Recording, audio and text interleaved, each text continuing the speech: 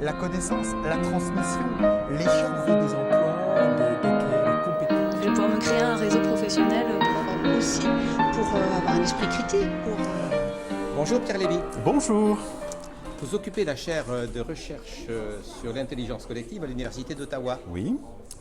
Vous venez d'intervenir dans la conférence d'ouverture des journées du e-learning de Lyon 3 et vous y avez développé l'idée selon laquelle l'intelligence collective ne peut selon vous se développer qu'à la condition d'avoir préalablement développé une intelligence personnelle et surtout une intelligence critique des sources. Pouvez-vous nous expliquer ? Oui. Eh bien, quand on parle d'intelligence collective aujourd'hui, on veut généralement parler des processus de collaboration qui se font sur Internet. En particulier des mémoires collectives qui peuvent se construire dans ces processus de collaboration ou d'apprentissage. Or, cela suppose que les gens qui participent à ces communautés fonctionnant en intelligence collective soient capables de sélectionner des données qui soient pertinentes, qui soient fiables, et également qu'elles soient capables de développer un point de vue critique sur les données en question.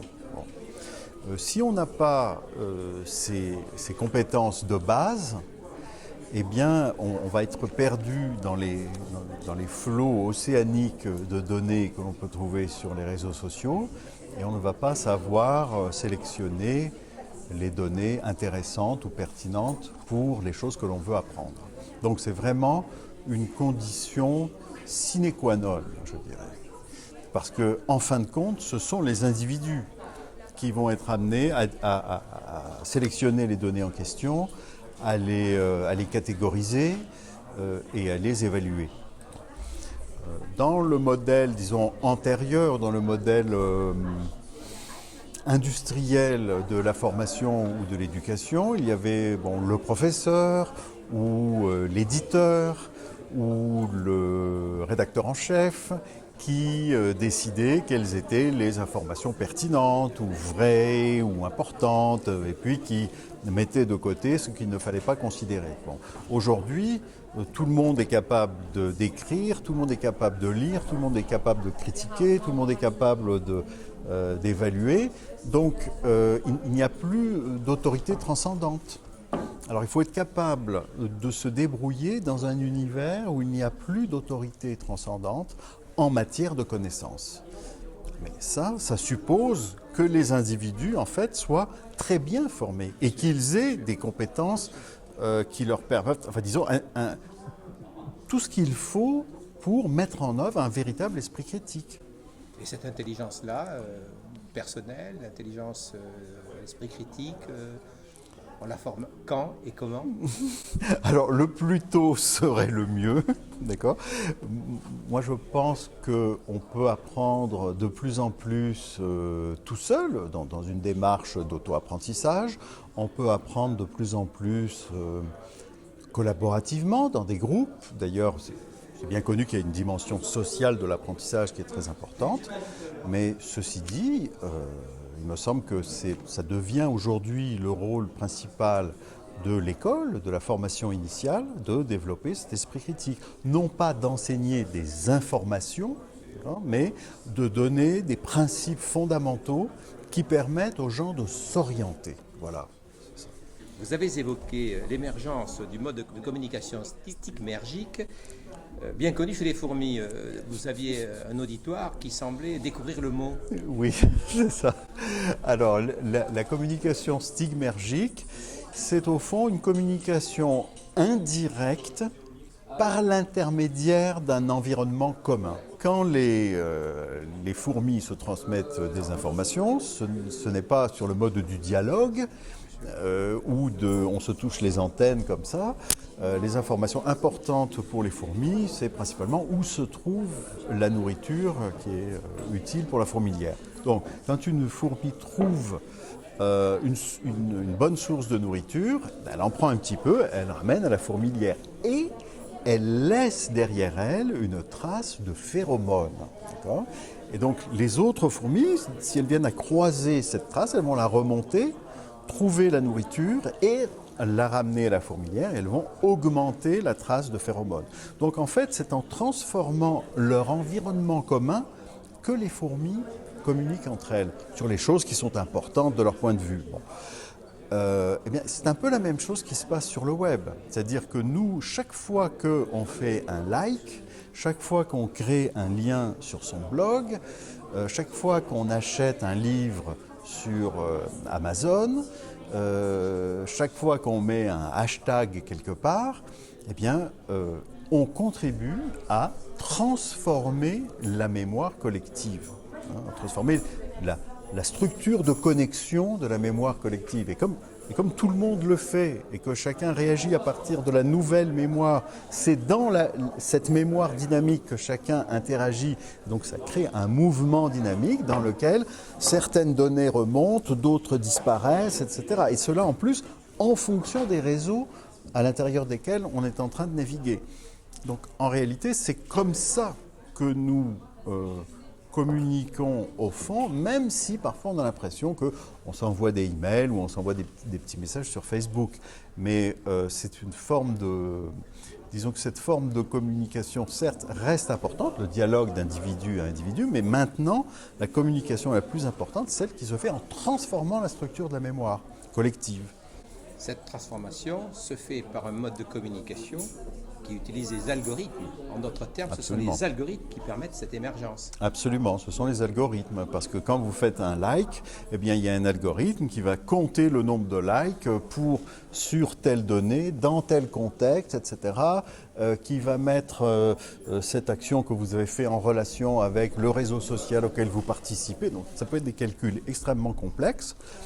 Par exemple, sur Facebook, si vous êtes ami entre guillemets, avec un très grand nombre de personnes, la plupart du temps, vous ne voyez pas tout ce que les gens postent.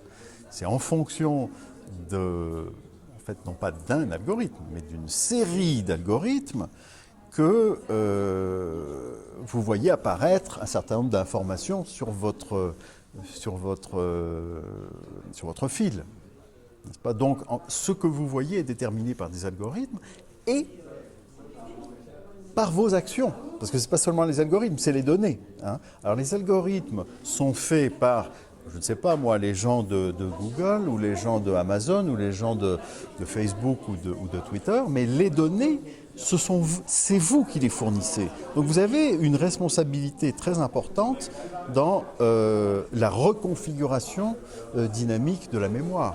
Surtout si vous avez une petite idée de la façon dont ces algorithmes fonctionnent. Justement, est-il nécessaire de mieux appréhender la façon dont ces algorithmes maîtrisent, organisent, font émerger ce mode de communication ? Je pense que oui. Je pense qu'il est très important de s'en rendre compte.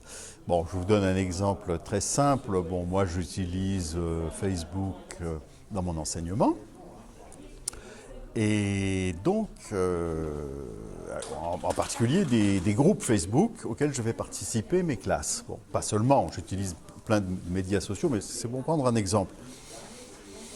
Et j'ai remarqué que j'avais des publicités qui étaient en rapport avec mes orientations religieuses, politiques, etc. Et que donc, tous les étudiants et les étudiantes pouvaient voir ça. Donc là, je me suis dit, bon, c'est pas compliqué, ces algorithmes, ils doivent fonctionner au like. D'accord ? Donc j'ai déliké toutes les pages à connotation, disons, religieuse, politique, opinion, etc. Tout ce que je voulais pas que mes étudiants voient. Et j'ai fait très attention à liker, au contraire, des informations plutôt neutres, plutôt sympathiques, plutôt, disons, qui avaient rapport avec la connaissance, avec l'apprentissage, etc. Ben, ça a très bien marché. Au bout d'une semaine, j'avais les publicités que je voulais.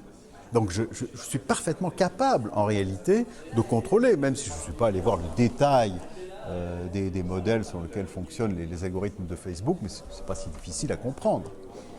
En d'autres termes, il faut une bonne intelligence personnelle pour décoder l'intelligence des algorithmes, Oui. pour nous permettre de rentrer dans une intelligence collective? Oui, c'est ça. C'est-à-dire que l'intelligence collective n'est pas du tout le contraire de l'intelligence personnelle.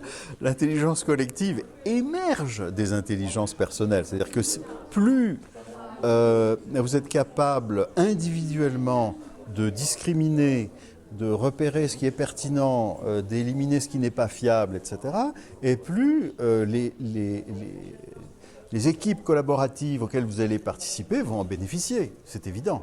D'accord ? Bon. D'un autre côté, votre intelligence personnelle aussi, elle émerge de votre formation, des langues que vous avez apprises, de ce que vous avez appris là, donc aussi d'une tradition collective. C'est quelque chose de dialectique, n'est-ce pas ? Mais il ne faut absolument pas opposer l'un et l'autre. Je dirais que le contraire de l'intelligence collective, c'est pas du tout, contrairement à ce que certains croient un peu facilement, c'est pas du tout la bêtise collective, parce qu'évidemment c'est très facile de se moquer de la bêtise collective sur Internet. Non, le contraire de l'intelligence collective, c'est l'intelligence artificielle. C'est-à-dire, quel est le meilleur usage possible de ces nouveaux outils? Est-ce que c'est de rendre les machines plus intelligentes que les êtres humains, ou est-ce que c'est de rendre les êtres humains plus intelligents? Enfin, disons, d'augmenter leur capacité cognitive. Pour moi, la réponse ne fait aucun doute. Merci beaucoup, Pierre Lévy. Merci, vous aussi.